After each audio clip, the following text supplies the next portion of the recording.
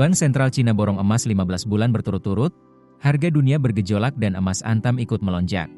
Emas dunia sempat tembus hampir 5.600 US dollar per ons troy, lalu jatuh tajam. Di tengah volatilitas ini, Bank Sentral Cina menambah cadangan emas ratusan miliar dolar, sementara harga emas antam melonjak tajam hari ini. Saat harga emas dunia naik turun ekstrim, Bank Sentral Cina justru konsisten menambah cadangan emasnya. Di Januari 2026, pembelian emas ini sudah berlangsung 15 bulan berturut-turut.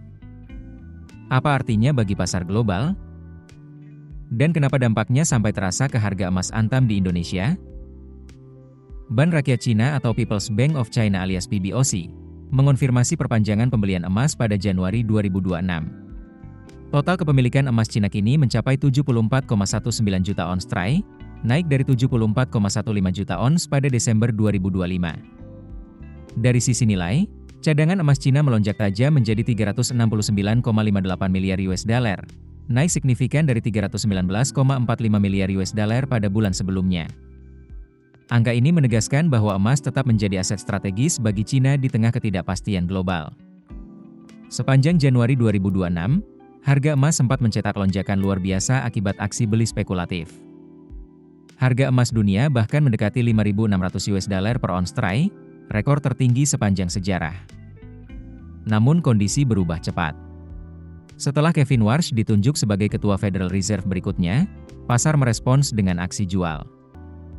Harga emas anjlok tajam hingga menyentuh 4.403,24 US dollar per ons pada 2 Februari 2026. Saat ini, emas kembali stabil dan diperdagangkan di kisaran 4.960 US dollar per ons troy. Meski Bank Sentral aktif membeli, konsumsi emas Cina secara keseluruhan justru turun. Pada 2025, konsumsi emas merosot 3,75% menjadi 950 metrik ton, menurut Asosiasi Emas Cina. Namun ada satu pengecualian penting. Pembelian emas batangan dan koin, yang mencerminkan kebutuhan aset safe haven, melonjak 35,14% dan kini menyumbang lebih dari setengah total konsumsi emas Cina. Ini menunjukkan perubahan perilaku masyarakat yang makin fokus pada perlindungan nilai aset, bukan perhiasan. PBOC sempat menghentikan pembelian emas selama 18 bulan pada Mei 2024, namun kembali melanjutkannya 6 bulan kemudian, hingga kini berlanjut selama 15 bulan berturut-turut. Langkah ini memperkuat sinyal bahwa emas masih dipandang sebagai alat diversifikasi cadangan devisa di tengah dinamika geopolitik dan ekonomi global. Efek global ini ikut terasa di dalam negeri. Pada Sabtu, 7 Februari 2026, harga emas antam 1 gram melonjak ke Rp2.920.000, naik Rp30.000 dalam sehari. Sementara itu, harga buyback emas antam naik lebih tajam ke Rp2.706.000 per gram, melonjak Rp66.000 dibandingkan hari sebelumnya. Kenaikan ini mencerminkan tingginya minat masyarakat terhadap emas sebagai aset lindung nilai. Bagi masyarakat dan investor retail, ada beberapa langkah penting yang perlu diperhatikan. Pantau pergerakan emas global, terutama kebijakan bank sentral dan arah suku bunga AS.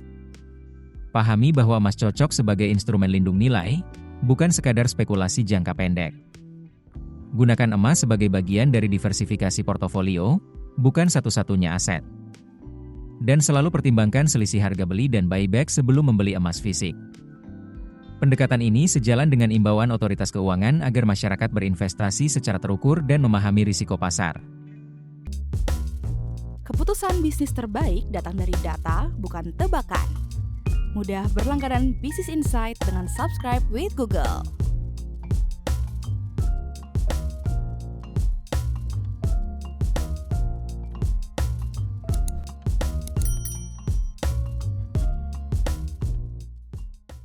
Download aplikasi Kontan sekarang di App Store atau Play Store.